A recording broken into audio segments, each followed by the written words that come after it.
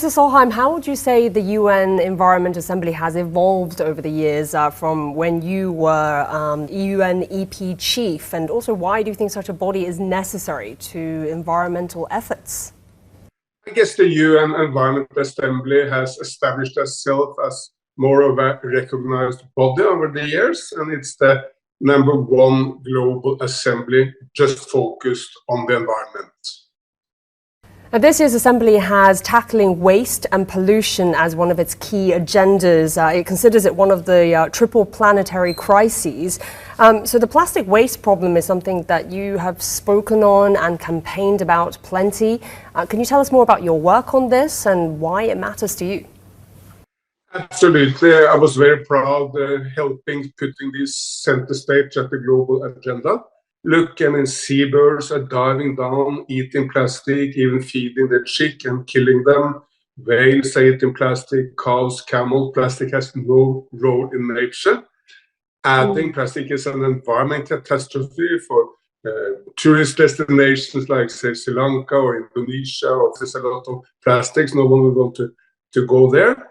And added to all that, it's also a health hazard. So for environment, health, and economic reasons, we need to defeat the plastic pollution. Of course, the good news is that as there are 3 reasons to avoid it, there's also 3 ways we can stop the plastic pollution.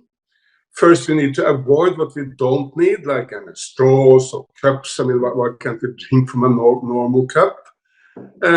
Secondly, we can replace plastic with other products. I mean, if you need a straw, it can be made by bamboo. If you need cutlery, it can be made from wood or from paper or from many other materials. And thirdly, of course, the plastic we do need, say to protect our health in hospitals or to make the cars cheaper and lighter, well, let's recycle that plastic into new products. All this is doable. It's just a matter of mobilizing the political will and the innovation of business. You've talked about policy gaps, laziness, and also a lack of foresight, and as well as manufacturing consumption system flaws, that's led us down this plastic waste crisis. Is this still your assessment of the world today, of our efforts today? Do you think we've come a long way since? When plastic was invented back in maybe the 1950s in America, it was seen as a wonder material because we could contain the food, we could save it for much longer. We could protect ourselves against bacteria in hospitals. There were many uses of plastic. But then we started abusing it, overusing it. There's been a lot more attention to this issue. There are thousands, I think millions of people picking plastics all over the world. There have been some massive actions from civil society groups causing action. I mean, for instance, in Sri Lanka, in the midst of the economic crisis in Sri Lanka, young people, they started a zero plastic movement. I told them, you must be crazy because people here are so many other worries. But they said, no, we want to defeat the plastic pollution in our land. And they have been wonderful at picking plastic at the beautiful beaches of Sri Lanka and in rivers for so many weekends after that, contributing to raising the awareness and to, of course, making their beaches clean. So I see so much hope that we'll be able to change our habits. So at the 5th UNEA session in 2022, a landmark resolution was adopted to end plastic waste, and it said it would forge a legally binding global agreement by 2024. Now, the current UN Environment Chief has called it the most important international multilateral environment deal since the Paris Climate Accord. So this is the year for it. What kind of enforcement mechanisms do you think might be considered to really make it legally binding? Such a global agreement at the end of the day is much more like a North Star. It helps us navigate, help us set the direction. There's no way you can punish a government who doesn't act. I mean, you cannot send in a military force to enforce the agreement.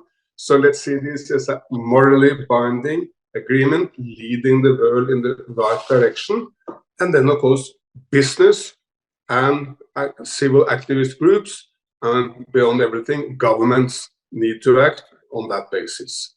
2023, that was the hottest year on record, and a UN report suggests that we are massively off track to limiting global warming by 1.5 degrees by the end of the century.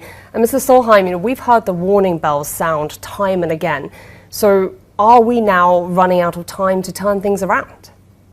I'm quite a lot more optimistic than this view, not because I focus on the global deals. The diplomacy is not very effective. But if you look to the political economy, action taken by states is very different. Look, China is now 60% or more of all renewables. Solar, wind, hydropower, electric batteries, electric cars. So China is now leading the world to very rapid green transformation. And I give the bet China has promised to peak its emission by 2030. I'm quite sure it will happen in 2025. May even happen next year, this year, 2024. So China is far ahead of its schedule. I want to get your thoughts on the goals reached at the COP28 climate conference in December. Now, it resulted in that historic deal to transition away from fossil fuels. Countries agreed to step up financing for the most vulnerable and also to triple the capacity of renewable powers by 2030. Now, do you think these promises are sufficient? And also, again, we're talking about the matter of delivering on promises. Do you expect enough countries to implement this to actually make a difference? It's absolutely not sufficient. I mean, the issue is urgent. We had last year horrible wildfires in California, in Canada, in Greece and Turkey. We had the devastating flooding in Pakistan. China experienced drought the year before last in Sichuan, flooding in Henan. There are so many warning signals coming from Mother Earth, so obviously we need to act. But the good news is we are acting and we are gradually speeding up. China, as I said, is 60% or more of all renewables, rolling out solar and wind at a speed no one thought possible until recently. The price of solar energy is 10% of what it was. Solar is now the cheapest energy anywhere in the world. If you move from coal to solar, not only is it good for the environment, everyone knows, not only it's good for the health, everyone knows, it's even good for the economy. You save money creating more jobs. And that's, of course, why it has gone fairly slow up to now, but now it will explode and go much faster. Now, if we look ahead to the UNEP, the sixth session, this is going to be the first global meeting on environmental matters since COP28. It's focused on how multilateralism can help us to tackle these environmental crises that we're facing. Why do you think the emphasis is on multilateralism, and what sort of multilateral action are we envisaging here? To me, that is a no-brainer. If we work together, basically every issue in the 21st century is much easier to resolve. Climate, environment, and pollution doesn't see any borders. We want to bring everyone out of poverty. We want to restart economies after COVID. We want to avoid new pandemics. Or we want to resolve the crisis in Ukraine or Gaza. Whatever is the big issue, it's much easier to resolve if we work together. Everyone knows that. So why don't we start working much more closer together on these big issues for the people of the 21st century? We can all win if we solve climate crisis. We all win if we bring everyone out of poverty. We create a bigger global economy. We all win if we resolve the crisis in Gaza. Well, it will mean security for both Jews and Palestinians. We all win. So let's focus on the win-win propositions rather than constantly looking for win-lose, where I will win on and you will lose. Do you have an optimistic outlook then for this meeting to yield some concrete action, or what do you expect from it or hope to see? I expect a morally leading agreement which will take us out of the climate crisis, the plastic crisis. Look, whales are dying, vomiting plastic bags. Animals are dying all over the planet from plastic, and we're destroying the most pristine ecosystems by plastic. That must stop. We cannot accept that companies producing drinks or companies producing food are just pumping out plastic products, or that the oil producers are just pumping out plastic products, they must be forced to resolve the problem. That's the polluter pays principle, which we apply in every other area. Those who create the pollution might also help solving the problem. And the assembly in Nairobi can be a major step in that direction towards a polluter pays principle for plastic pollution. Mr. Solheim, you've said before that the Belt and Road Initiative is a fantastic vehicle for promoting green global development. How would you say the Belt and Road then works to facilitate the multilateralism that we need? And can you give us some examples of achievements? Belt and Road is the biggest investment scheme in our era, so it's of course enormously important for the development of the world. So this is of enormous importance if you want to go green. And when President Xi Jinping 2 years ago decided that China will stop all overseas coal investment, that's probably the most important decision for the environment made by any leader in the last decade. It's so significant. But of course, what immediately happened was that, well, Indonesia, Pakistan, Kenya, Ethiopia, they also, oh, wow, China will not invest in coal any longer.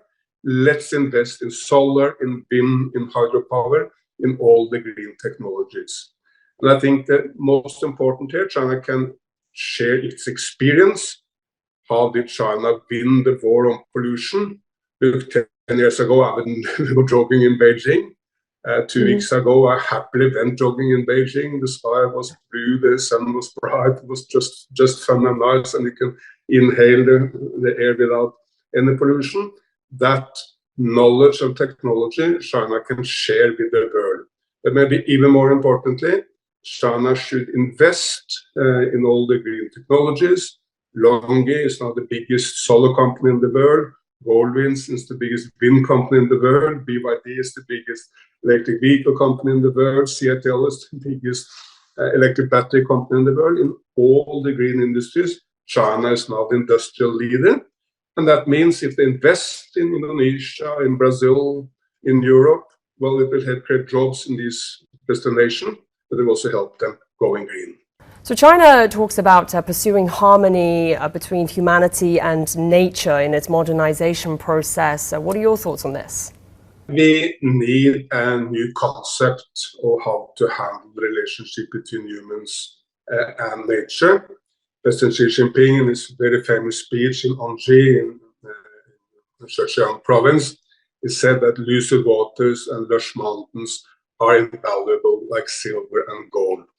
That points to the importance of nature to us. Mother Earth will do very fine without humans. If we were to disappear, Mother Earth will do well. But we cannot live without nature. When you pact between humans and nature, which we should embrace. By the way, this is in the old thinking everywhere in the world. I mean, the old Hindu thinking in India, they even made God half animal, half human, like the god Ganesh, which is half elephant, half human, to symbolize the closeness between nature and humans. It is in Christianity, Islam, Confucianism, Taoism, Buddhism, whatever thinking humans have come up with, they're focused on relationship between humans and nature. And let's come back to that and see humans as one important part of our nature, which we need to improve, not destroy. Well, Mr. Solheim, thank you so much for your time. Really appreciate all the insights that you've offered us there.